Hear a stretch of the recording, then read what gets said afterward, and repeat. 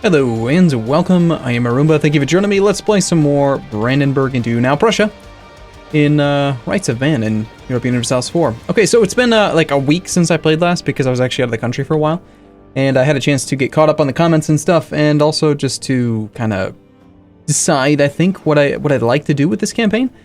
So, you know, we're not playing in Iron Man mode, right? This was originally started on the review build. Now we're on, I think it's 1.18.3 now. And there's some pretty serious discussion threads going on right now on the Paradox forums about Fort Zone of Control, and I got, you know, livid on, what was it, episode 15 or 16 or something because of that Brandenburg, what was it, Berlin, the Zone of Control in Berlin thing, and it's been really interesting for me reading those comments on the forum thread, because there's some people who think that I'm just an idiot or something, and that, you know, clearly he's just an idiot, don't know how to play the game. But then there's other people who are like actually like going through the math of it and saying like, you know, yeah, even if there was no fort in Stettin, it doesn't make sense that you should be able to go there. And I was actually contacted by some of the Paradox people for that save. They wanted to investigate that specific save, which I'm 90% sure since, let me check real quick. Since I didn't, yeah, I'm pretty sure it's in there somewhere because I was taking regular saves. Thank goodness for not playing Iron Man mode, right? Anyway, so yeah, and long story short, right? I'm just trying to get back into the swing of recording and also just vent some of the thoughts that I've had over the last couple of days. I really am looking forward to my next stream where I'm going to be doing the Smarter AI update to get them to build forts smarter in a better way. And I'm really just hopeful that they will make some adjustments to the way that zone of control mechanics work, and even possibly how fort maintenance works. Because ultimately, I think that the real issue is that if the AI can't be made to afford forts, it's probably not that the AI is bad. I mean, it's partially that, but it's also probably just that forts are too expensive, right? I mean, why throw a band-aid on the problem and just say, oh, well, the AI can just have them for free then, when the player can't afford them either? And I don't know. We'll see. We'll talk about it a bit more later on. For now, though, why are you hiding, by the way? Why are you hiding when we're not at war at all? Like, shouldn't you just tell you what? I'm just going to tell you to go protect trade again, because I don't understand why you're hiding. It seems kind of silly to me. Anyway, yeah, so I was messing about with stuff, and I also just want to say, like, I'm not like trying to play like a diehard Brandenburg campaign or anything. That if you thought that was the purpose of this campaign, then you guys are expecting something that's not going to happen. My entire premise of this campaign in episode 1 was that I just wanted to try out the new Prussian monarchy and just have some fun with it, and, you know, whatever. It's not an Iron Man campaign. I'm not trying to conquer the world. I'm not trying to be optimal. I've been going nuts a bit with the estates, I will admit, yes, but the primary reason for that is because at first, this is my very first like actual campaign past 1500 with institutions. At first, I thought that getting every province to like 10 or 20, a multiple of 10 or 20 development was going to be huge, right? I thought that every single one of these institutions was going to have some sort of development-based modifier, and they don't. So, you know, I'm kind of cooling my thought process on that a little bit, because it's just not as important that you milk as many monarch points as you can in the beginning of the game so you can do development, so you can get more exponential growth on institutions. It's just kind of, I don't know, I'm evolving here.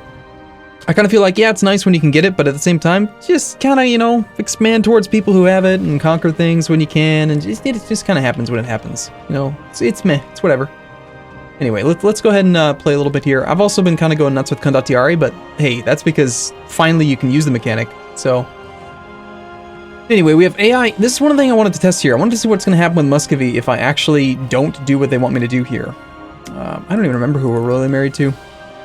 As far as this campaign goes, I think I am going to probably end it soonish, just because I want to do an Iron Man campaign. There's a number of different achievements that I want to go for, and really the only thing that I'm hoping maybe get done in this campaign yet is try to get up to great power status, and then see if we can mess about with that for a little bit.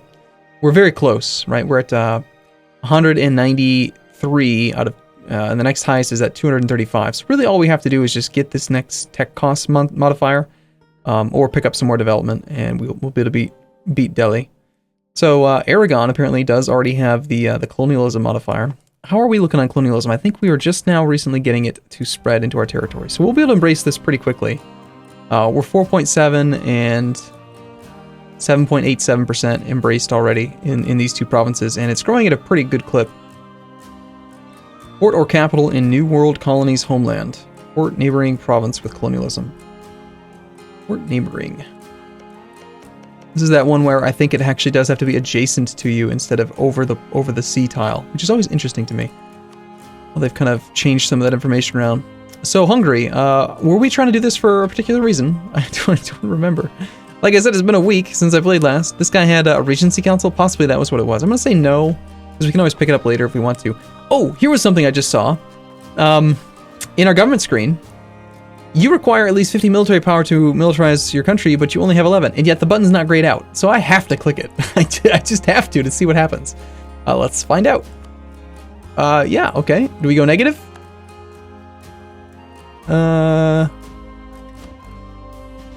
Apparently you can click it, and it doesn't actually do anything. Okay. Okay, darn. I was hoping that it would just be like, oh, here's 100% militarization just for funsies.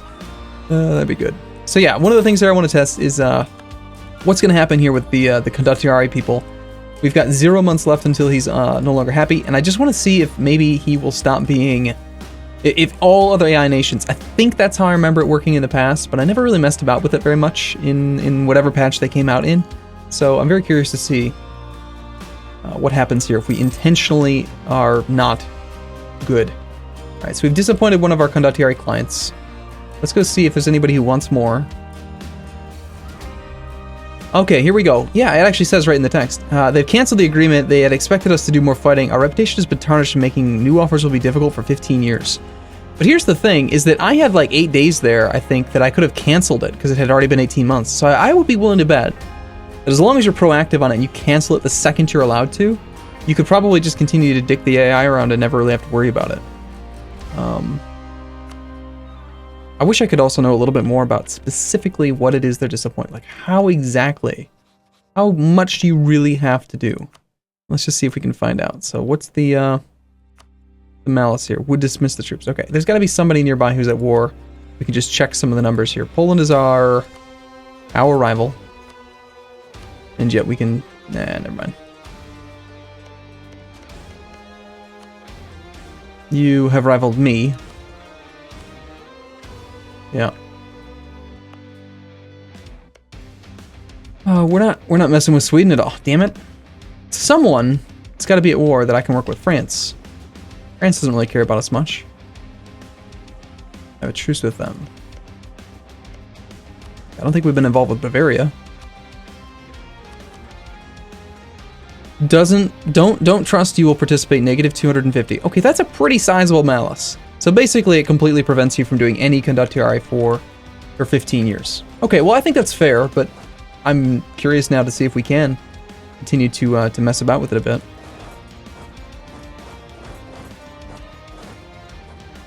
Interesting. So, yeah. I mean, I do appreciate the comments in the last episode, talking about, like, there was a number of people who were suggesting we should just kind of go nuts against anyone who caused me harm.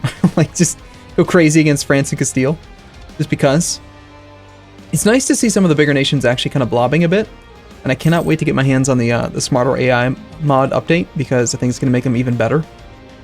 Like, England has already taken over all of this. Granted, we've been playing for about 100 years. France is expanding a tiny bit. Castile got lucky with the inheritance, but the Ottomans are already pushing well down into the Mamluks territory. Tunis and Morocco both have eaten their respective neighbors. Really, the only underperformer is Poland. I mean, Muscovy's going crazy. You take a look at institution spread. I've already forgotten now what I used to... What did I bind institutions to? It was to the U key, right. Yeah, so we can see, like... I mean, that's pretty good. Muscovy is basically operating as if they are... Could probably actually see it in here, couldn't we? Exactly, 127%. So they're practically on par with where they would have been in the previous patch, like 120% for being Eastern Tech. Except for a lot of the time, they've apparently had a better modifier than that. So Trier, for example, is disloyal right now. They're not happy with what we've done. So we could find Trier and revoke the Condottieri. Oh, we cannot cancel this agreement until 18 months have passed. Right, because it says 0 months, which means actually like September the 1st. And then as long as we don't get another pop-up. I wonder, can you get 2 pop-ups at once? like 90% sure that earlier on in this this specific campaign, there was a point where I did exactly that. I waited up until the 18-month mark, and then I just canceled them, and we didn't get any malice for it. The following countries lack heirs. Saxony has no heir. Baden, Gotland. Be cool if you could get pop-ups about specific countries. Like if they were on your special interest, you could say, "Hey, this special nation or this nation of X size is heirless. You should probably pay attention to them." I wonder how it's possible that I still have no heir. Come on, Electris Agafia Rorokovich. Yep. Okay, so that probably refreshed the timer then? Let's check and see. Okay, it's not actually a country modifier. Looks like it's just going to be something that perhaps you have to pay attention to.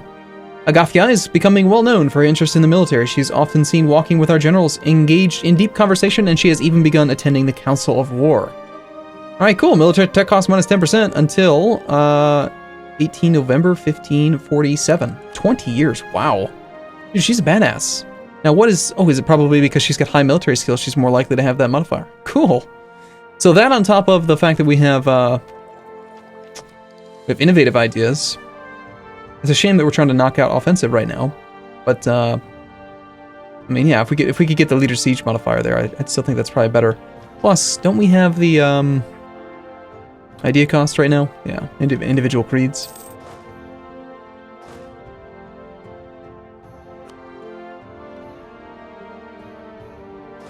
One of these guys has got to be Condottieri, because I can't seem to combine any of these troops. I'm not sure which one it is. Is it this one here? No, that's the medic. Is there no indicator, no visual indicator on here for who's a Condottieri and who's not? I do agree that it would be a lot easier to just not be messing about with the states. And I've done the math plenty of times, right, on whether or not trying to milk those monarch points is really worth it in the long run. Most of the time, it's just too much effort for what you can get, but I think that if you were truly trying to like play complete min-max and just do everything that you could possibly do, that you probably would want to milk it. Out of curiosity, let's go and see if, like, Bavaria, are you still at war? He's not. Let's find someone who's still at war so that we can potentially see, like, do we have 3 modifiers now for this? Nope, it's still just the negative 250. Okay. So my guess is then it's re-upping the actual 15-year cooldown.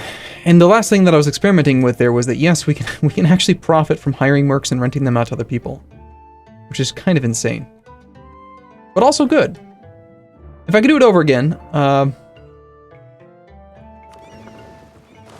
don't think I've ever noticed that page down, page up shortcut key. That's curious. Does it work with Navy? Oh, it includes navies. Cool. Anyway, it's like I haven't played this game in weeks. That's what I feel like. So, all right, let's take a look a little bit at the institution spread, see how things are looking. Here, this guy's going at 27.8%, so he's growing pretty rapidly here. And what are we looking at for embracing? Tech cost to embrace right now. We don't have enough land. We've got 4.8% right now. Would be kind of nice if you could see what the actual embracement cost would be. Is embracement a real word? Embracement. Maybe. I mean, the following provinces haven't embraced it and would incur extra costs. Berlin, 69.5 ducats. So do I have to add all of these up manually and then the 219.34? You're not going to just sum the number for me? Not until I'm allowed to actually click it? Ugh. How am I supposed to plan? I want to plan. I want to plan ahead. Sure, let's take the admin points. We've received word that Austria has just now embraced colonialism. Well, I have to admit, I'm kind of surprised. How on earth did it spread so quickly through all these guys when I've been pushing so damn hard just to get it up here? Okay, we almost have it in Nordjylland. 46% there, only 16% there. And, of course, this is going to pretty rapidly... 42%? How did you get so much in Carton? 6.3 per month. So owner has embraced it, yes. Spread modifier, 40%. Wow. Part of a state, luck, peace, positive stability. He must be sitting at what? Is that two positive stability or 1? Yeah, he's at positive 2 stability. Being lucky doesn't hurt either. Well, good for him. I mean, that really does sizably impact the value of stability. You can get that higher number. I've been sitting on full maintenance this whole time because we're making a profit, and why not? Trust your neighbor. Although citizens are encouraged to show trust and good faith in their exchanges, the reality in many nations is that it's a risk people cannot afford to take. This, however, is not the case in Prussia. We have successfully stamped out corruption on so many levels in society. People not only trust officials to do their jobs without the extra help of a bribe, but they also trust each other in general exchanges. I believe this is a having less than 0.5 corruption event, as stipulated in Protestant teachings. Austria is now considered to be a great power. There was a really interesting discussion thread going on about the status of great powers and how having it completely tied to tech cost modifier and development basically makes it so that you have to blob. There's no other method available to you to actually become a great power outside of blobbing. And that, like, you can't do trade power wars, you can't do anything else to become a great power, and it is kind of limiting in some ways. But that's okay. So I suppose we should, like, go to war with somebody or something if we're going to do, I don't know. I mean, we could. Haven't really been looking around at it much. I'm really hoping I can get an updated, bigger UI mod. A little concerned here about, the Emperor probably, yeah. I have rivaled the Emperor. Teutons. We have a truce with the Teutons. We should just attack Poland. I mean, why not, right? I'll bring in Pomerania, Riga, Sweden, Lithuania. I mean, how's he doing on tech? Guy's got tech 10 military. We're on tech 9 right now. We could try to catch up on him. Extra flanking range and the cavalry don't matter too much. Not really. Assuming we have a truce here. Oh, no truce with the Livonians. We could bring... here we go. This is not bad at all. We can fight Lubeck, Riga. So that's the Livonians, Riga, and he's going to bring in Lubeck right next to us. Which is great, actually. By all means, let's go ahead and take Memel. We'll go smash this guy first. That's about the extent of the amount of planning that I want to do here. Just want to quickly check to see if anyone's got any heavies. No, looks like Lubeck does have 17, but we've got 34. Is there not a way to see your naval combat width? Unless you're in battle? Minor oversights, right? Alright, we should be able to knock this guy out pretty darn easily just by blockading him, I think.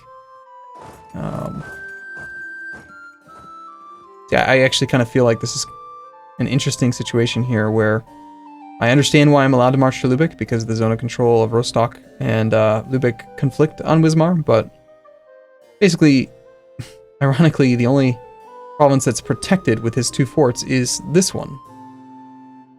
Which, I mean, it makes sense, it just seems weird. Let's go get occupied and besieged provinces on his capital. Of course, he's got his army parked in the one location that we can't reach. Once this naval battle is done, which, amazingly, he's not retreating from, by the way. Our 34 ships, 27 combat width. Yep, doing just fine. We will manually have them come and blockade all of Lubeck, which will be worth at least 25 war score from blockades.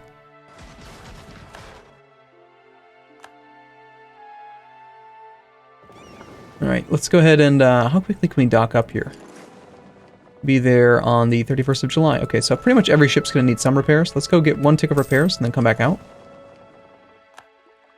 We'll detach damaged, have the damaged ships go in there and get repaired. They're close enough, actually. And I'm going to just go ahead and keep the Navy together for now. And I'm imagining that we already have decent war score. Yep, 25 war score against Lubeck. But his enthusiasm is going to be high enough that he's not going out anytime soon. Negative 30. Even with the 24 war score that we have. We did get a claim on him, Rostock. But we're already looking at an issue where the Emperor is going to do demanded unlawful territory. I don't recall, actually, off the top of my head, does demanded unlawful territory give you... I know it's an opinion malice with everyone in the Empire, all princes. It, don't believe it increases aggressive expansion at all. We do get more aggressive expansion for taking land inside the Empire, so certainly would cause some issues with our heat map.